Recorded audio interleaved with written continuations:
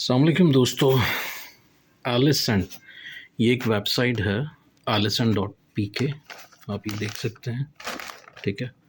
alison.pk इनका ये Facebook page है और ये इनका इंस्टाग्राम है। हो क्या रहा है, ये भी एक अलग तरह का स्कैम जो है ना वो यहाँ पे हो रहा है। मैं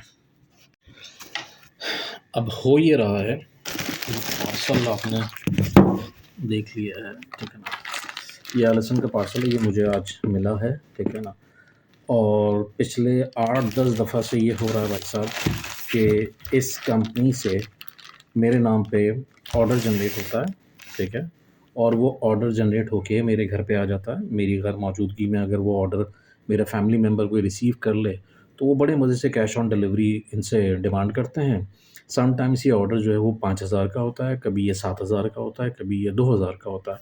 ये जो ऑर्डर है ये इस वक्त 2000 की कॉस्ट का है, ठीक है ना। मैंने अभी तक इसको खोला नहीं है, मैं आपको पूरी स्टोरी ये बता रहा हूँ कि एक्चुअली वजह क्या है। ये ऑर्डर मेरे नाम से जनरेट हो रहा है और ना मैंने ये ऑर्डर किया है और ना मैंने कभी ज़िंदगी में इनको कभी कोई चीज़ मंगाई है। लेकिन ये ऑर्डर मेरे नाम से जनरेट होता है, पार्सल होता है और ओके मेरे पास आ जाता है। अच्छा, मैंने कई दफ़ा मना किया इनको कि भाई ये चीज़ सही नहीं है, आप मेरे नाम से नहीं जनरेट करो, वापस करो इसको ना।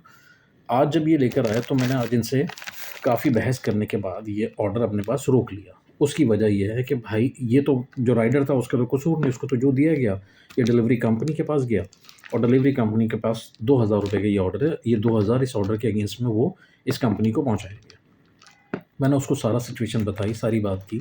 फिर मैंने उसके बंदे से बात की, ठीक है ना, जो डिलीवरी कंपनी का ओनर था, ठीक है। उसको बोला कि भाई आप कोई ना कोई प्रॉब्लम तो क्रिएट होगी ना, जभी तो बात आगे बढ़ेगी, वरना क्या होता है मैं इनको वापस कर दूँगा, वो बोलेंगे जी नहीं लिया, सारी चीज़ होंगी। तो आज मैंने ये ऑर्डर ले लिया बगैर पेमेंट किए।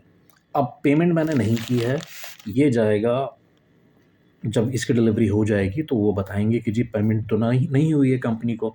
तो कंपनी बोलेगी भई पेमेंट क्यों नहीं हुई है? कंपनी को जब ये पता चलेगा पेमेंट नहीं की है इस नंबर पे, तो शायद कंपनी मुझसे कॉन्टैक्ट करने की कोशिश करे, जो कि मुझे कोई उम्मीद नहीं है। क्योंकि ये लोग कर ये रहे हैं कि 100 बंदों को आप एक छोटी-सी कैलकुलेशन कर लें कि 100 बंदों को ये ऑर्डर डिलीवर करते हैं। मतलब इन्होंने 1000 ऑर्डर बनाया, 1000 पैकिंग की और निकाल दिया और उसमें से 100 बंदों ने ये ऑर्डर 2000 के हिसाब से ले लिया।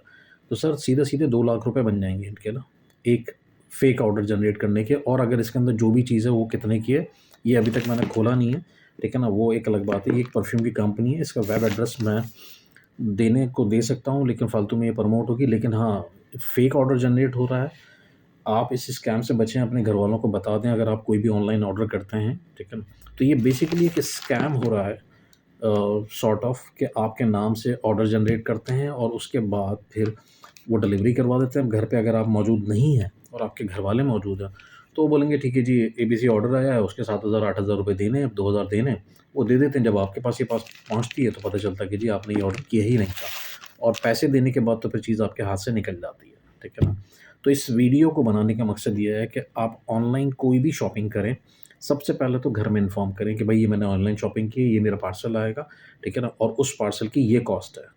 दूसरी जो मैंने सेफ्टी रखी हुई है इस सिलसिले के अंदर, वो ये रखी है कि मैं अगर कोई भी चीज़ ऑनलाइन ऑर्डर करता हूँ, आज के दौर में करनी पड़ जाती है, तो मैं ऑनलाइन पेमेंट कर देता हूँ। मैं कैश ऑन डिलीवरी की कहानी नहीं रखता, ठीक है ना। मैं अपने बैंक अकाउंट के कार्ड से, बैंक के कार्ड से मैं ऑनलाइन पेमेंट कर देता हूँ अपनी वीज़ा मास्टर से और मैं कोई भी कैश ऑन डिलीवरी नहीं रखता कि जी वो आएगा, कैश ऑन डिलीवरी होगी और वो पैसे लेगा।